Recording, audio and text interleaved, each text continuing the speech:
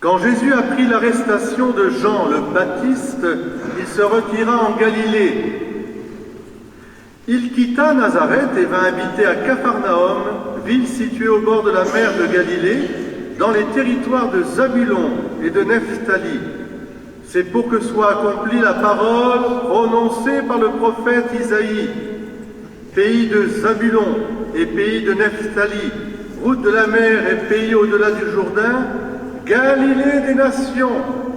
Le peuple qui habitait dans les ténèbres a vu une grande lumière sur ceux qui habitaient dans le pays de l'ombre et de la mort. Une lumière s'est levée. À partir de ce moment, Jésus commença à proclamer « Convertissez-vous, car le royaume des cieux est tout proche ».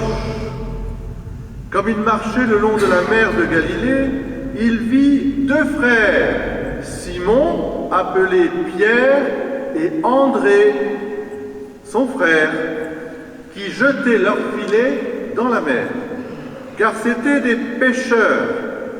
Jésus leur dit, « Venez à ma suite, et je vous ferai pêcheurs d'hommes. » Aussitôt laissant leurs filets, ils le suivirent. De là, il avança, il vit deux autres frères, Jacques, fils de Zébédée, et son frère Jean, qui étaient dans la barque avec leur père, en train de réparer leurs filets. Il les appela. Aussitôt, laissant la barque et leur père, ils le suivirent. Jésus parcourait toute la Galilée, il enseignait dans leur synagogue, proclamait l'évangile du royaume, guérissait toute maladie et toute infirmité dans le peuple. Alléluia!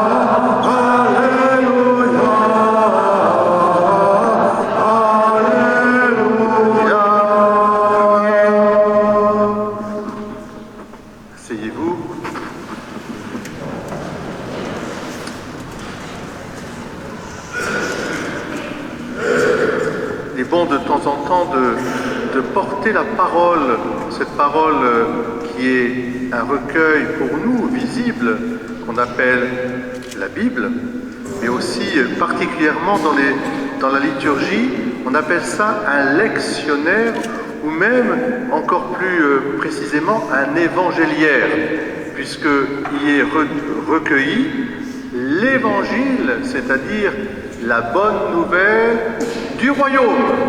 On l'a entendu, le Christ lui-même annonce le royaume. C'est toute l'étude que nous faisons en ce moment dans l'école du doute. Est-ce que Jésus a prêché le royaume et c'est l'Église qui est venue?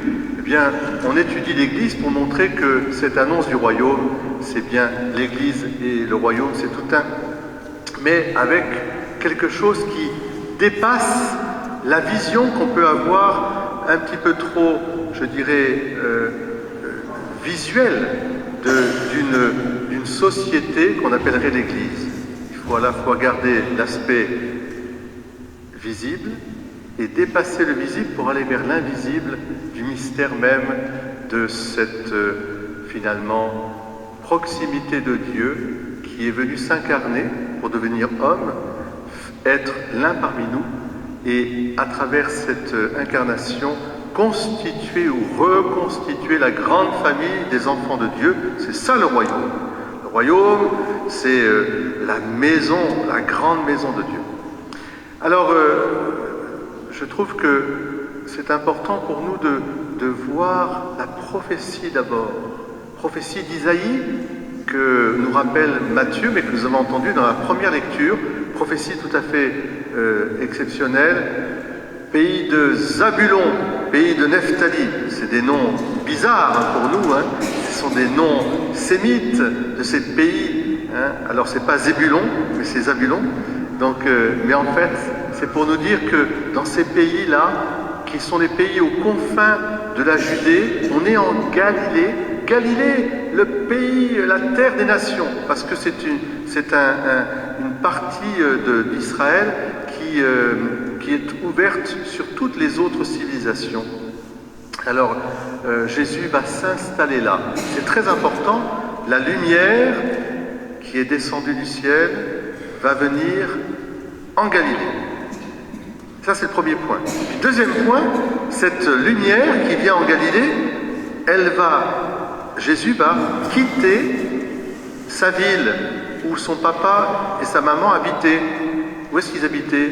La bourgade, on peut même dire le hameau. C'était où? C'était Nazareth. Nazareth, c'est situé un peu dans les collines, et dont Nathanaël dira qu'est-ce qui peut venir de bon de Nazareth, une espèce de hameau un peu perdu. Et puis il va s'installer au bord du lac, et c'est pas pour rien, parce que c'est le lieu de l'échange, on l'appelle la mer de Galilée, et il s'installe dans une ville qui s'appelle un Capharnaüm. Vous vous rendez compte? On a gardé ça dans notre littérature de vocabulaire, un vrai Capharnaüm. Qu'est-ce que ça veut dire? Ça veut dire qu'il y avait des échanges, il y avait une foule, il y avait plein de commerces, les rues étaient pleines, etc. Aujourd'hui, il n'y a que des ruines. Mais on y voit toute la trace de cette ville, de Capharnaüm, avec la synagogue. Alors, Jésus va s'installer à Capharnaüm. Il ne va pas s'installer n'importe où, il va s'installer là où il est allé chercher ses premiers apôtres. Ils s'appellent comment les premiers apôtres? Simon-Pierre, André, Jacques et Jean. Et vous avez remarqué que dans l'Évangile, si vous regardez bien la parole, Jésus va chercher Simon-Pierre et André qui sont en train de jeter quoi? Pas l'eau avec le bébé, du bain. Ils jettent le filet dans la mer. Alors ils jettent leur filet. Tandis que Jean et Jacques, eux, ils sont avec leur père en train de... Non, ils ne pêchent pas. Ils réparent leur filet. Deux actions tout à fait complémentaires du métier de pêcheur. Les piscatores, on dit en latin. Pêcheurs avec un accent circonflexe. Ils seront pêcheurs d'hommes, eux qui sont pêcheurs comme nous, avec un accent aigu. Mais piscatores, ils pêchent les poissons. Voilà. Alors donc, le poisson qui sera l'anagramme, on peut dire, du Christ. Ictus, en grec, qui veut dire poisson, eh bien, signifie, chaque lettre, Jésus-Christ, Fils de Dieu Sauveur. Ictus. Voilà, et ça servira de modèle. Alors, c'est pas pour rien que tout ça, ce sont des signes, des symboles. C'est beau de pouvoir approfondir la parole, de la scruter, de la regarder. Mais le plus important, et c'est le cœur de mon homélie aujourd'hui, c'est que sur ta parole, André, Pierre, Jacques et Jean ont écouté Jésus. Jésus va les rejoindre après sur le bord du lac de Galilée, mais ils ont déjà écouté Jésus. Comment on le sait? Parce qu'ils étaient disciples de Jean le Baptiste. Et qu'ensuite, on sait qu'André, avec un disciple, a passé toute une nuit avec Jésus. Et le lendemain, c'est lui qui amène Pierre vers Jésus. Donc ils ont déjà écouté. Et il suffit que tout à coup, Jésus leur parle et leur dise, voilà, ils suivent selon ta parole. Ils suivent. Un peu comme nos amis motards qui arrivent, qu'on salue avec respect. Et on bénira tout à l'heure à la fin de la messe. Eh bien, ils suivent aussi. Ils ont suivi Jésus. Selon ta parole, ils suivent. Et c'est selon ta parole qui est très très important parce que nous ne sommes pas héritiers d'un livre. Certes, les livres sont respectables, tout livre, et en particulier les livres religieux. Il faut avoir du respect pour tous les livres sacrés. Mais nous sommes héritiers d'une religion de la parole. Vous savez, c'est quelque chose d'essentiel. Réfléchissez un petit peu ce que ça veut dire la parole.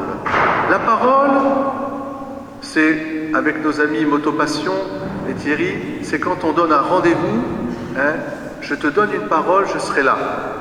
Et je suis fidèle à la parole.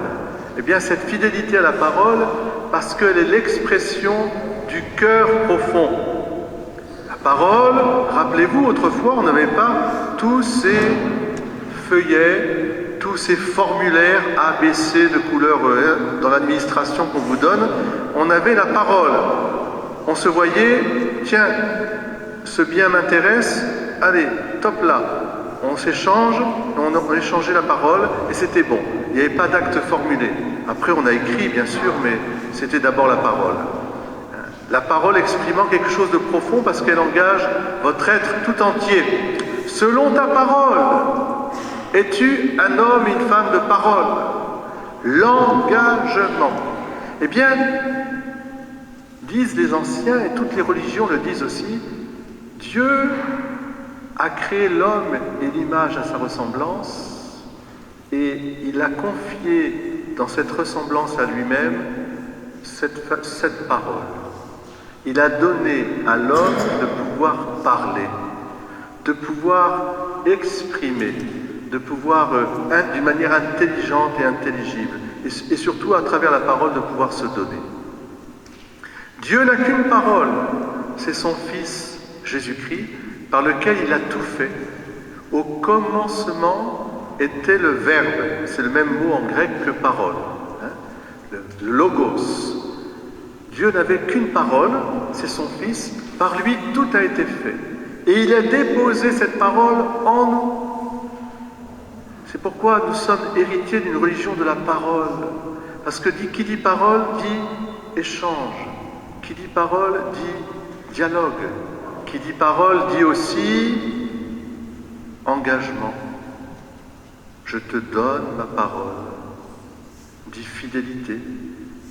Les époux, quand vous vous êtes échangé votre oui, un enfant qui va être baptisé, est-ce que vous voulez qu'on baptise? Oui, nous voulons. La confession, quand je vais voir me confesser, la parole aussi qui est donnée, l'absolution qui est donnée, selon ta parole, c'est très important. Oui. Nous sommes héritiers d'une parole. Et cette parole, eh bien, elle est contenue bien sûr dans un livre qu'on appelle la Bible, qui nous raconte, mais elle doit être d'abord en nous. Nous devons être les héritiers d'une civilisation de la parole. C'est pour ça que c'est très important que nous nous réunissions, que nous puissions nous accueillir, que nous puissions nous saluer, que nous puissions partager, voyez, échanger, qu'il y ait des lieux de parole, comme on dit. Et l'Église est un lieu de parole. Et puis c'est important de nous accueillir les uns les autres, de nous saluer. Pour ça, j'ai dit au tout début, on allait vous accueillir, les amis de Motopassion, mais soyez vraiment chez vous ici, vous êtes accueillis. Lieu de parole, vous avez dit que vous viendrez, malgré le vent, vous êtes venus. Formidable. Soyez vraiment bénis. Et puis, voilà, nous aussi on s'engage. Mais, et je terminerai là-dessus, on s'engage sur la seule parole qui donne la lumière dans nos vies, le Christ. Aux Corinthiens, qui se disputaient un peu, c'est classique, rien de nouveau sous le soleil, hein, il y avait des petits clans, des petites choses, moi je suis un peu plus de ceci, un peu plus de cela. Saint Paul, averti par une certaine Chloé, je ne sais pas qui elle, mais elle est magnifique cette Chloé. Elle était dire à Paul, écoute, regarde, dans notre église, ils se disputent un peu, alors c'est pas le cas ici, hein, croyez-moi, ils sont tous unis ici, hein. Mais enfin, il y a toujours besoin de se réunir. Eh bien, il va dire, est-ce que c'est moi, Paul, qui ai donné ma vie pour que vous ayez la vie éternelle? Non. Est-ce que c'est Pierre? Est-ce que c'est Jacques? Est-ce que c'est Apollos? Non. Jésus-Christ. Moi, il m'est demandé d'apporter la bonne nouvelle et de vous réunir à Jésus. Eh bien, c'est vraiment tout le but de notre réunion ici, de l'assemblée que nous formons, de l'Église que nous voulons vivre, de l'unité de l'Église. Elle ne peut se faire que sur la parole, une seule parole, Jésus-Christ, Fils de Dieu Sauveur.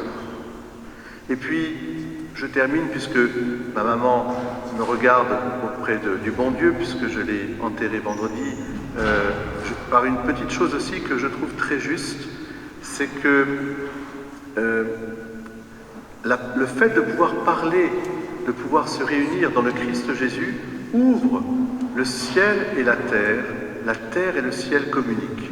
Et on appelle ça, dans un langage catholique, chrétien, la communion des saints. Ça ouvre le ciel et ça fait descendre du ciel vers la terre et ça fait remonter de la terre vers le ciel. Et désormais, la mort n'est plus simplement une absence, mais la mort, elle est au contraire une présence, une porte qui s'ouvre. Nous sommes en communion les uns les autres. Et cela aussi, c'est le fruit de la parole. Cette parole qui a donné sa vie pour que nous ayons la vie éternelle. Alors se réalise pleinement notre être le plus profond. Nous sommes des êtres créés à l'image de Dieu, à sa ressemblance. Nous sommes des êtres de relation, des êtres reliés. Et la parole, eh bien, elle est créatrice. Cette parole, elle est élan créateur, elle est aussi rédempteur, elle sauve, selon ta parole. Jésus-Christ, Fils de Dieu Sauveur, Dieu n'a qu'une parole, son Fils, et il la redit éternellement. Au nom du Père et du Fils et du Saint-Esprit, Amen.